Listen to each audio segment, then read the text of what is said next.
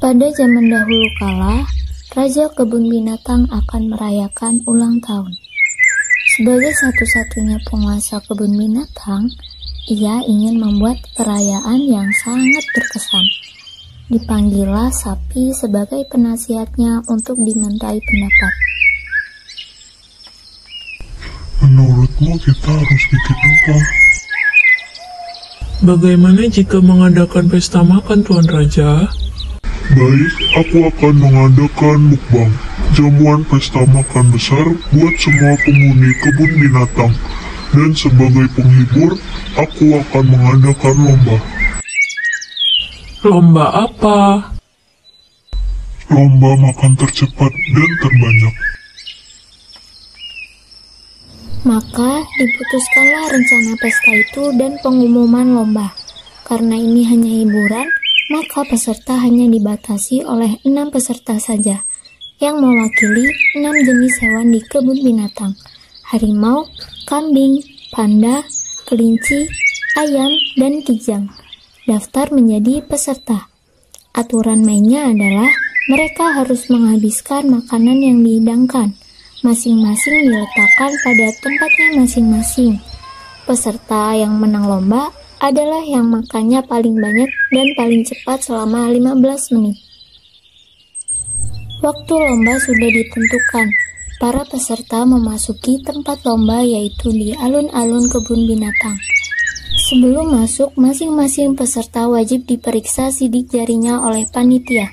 Fungsinya untuk memastikan bahwa mereka memang benar-benar wakil yang dipilih oleh kaumnya. Sapi bertindak sebagai ketua lomba, sedangkan Raja Kebun Binatang menjadi jurinya. Para peserta sudah menempati mejanya masing-masing. Di depan mereka ada masing-masing makanan yang banyak. Ada yang rerumputan, biji-bijian, buah-buahan, daging, sayuran, dan lain-lain. Semua harus habis dimakan dalam 15 menit.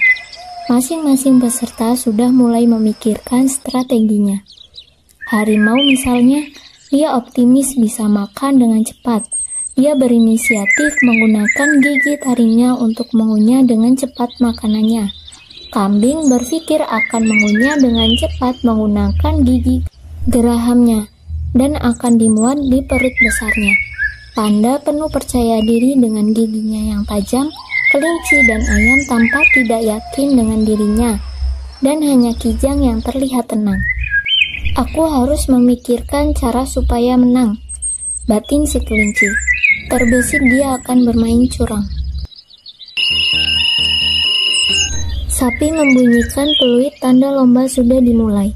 Maka riuh redalah suasana di alun-alun kebun binatang. Para penghuni kebun binatang lainnya menyoraki dan menyemangati para peserta lomba yang sedang berusaha makan cepat. Ketika yang lain sibuk makan dan perhatian panitia teralih, si kelinci diam-diam menaruh makanannya di kantong kresek seolah-olah sudah habis.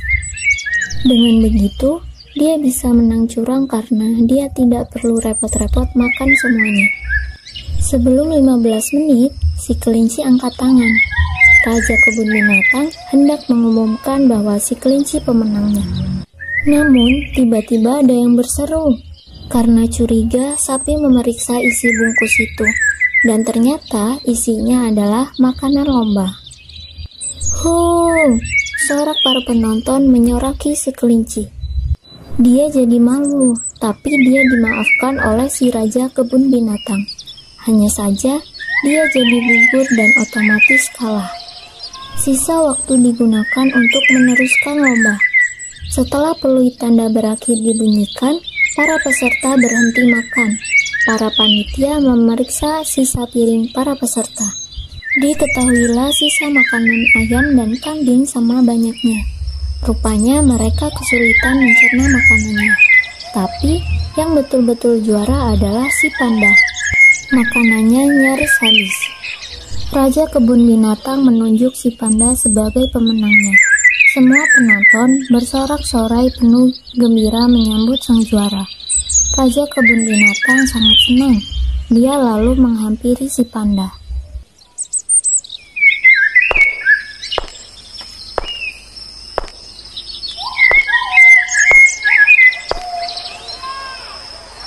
Hei panda, apa rahasiamu bisa makan cepat begitu? Padahal gigimu yang paling besar kan cuma ada 2. Aku bisa makan bambu yang keras dengan cepat. Semua makanan itu aku anggap bambu. Ternyata tidak ada yang sekeras bambu. Makanya aku bisa makan cepat. Raja kebun binatang semakin senang mendengar jawaban cerdas si panda. Hari itu, semua penghuni kebun binatang bergembira ria dan larut dalam pesta makan untuk merayakan ulang tahun si raja.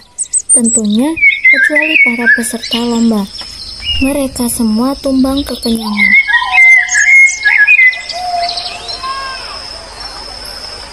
Lalu apa hubungannya dengan materi keberagaman makhluk hidup di lingkunganku ya?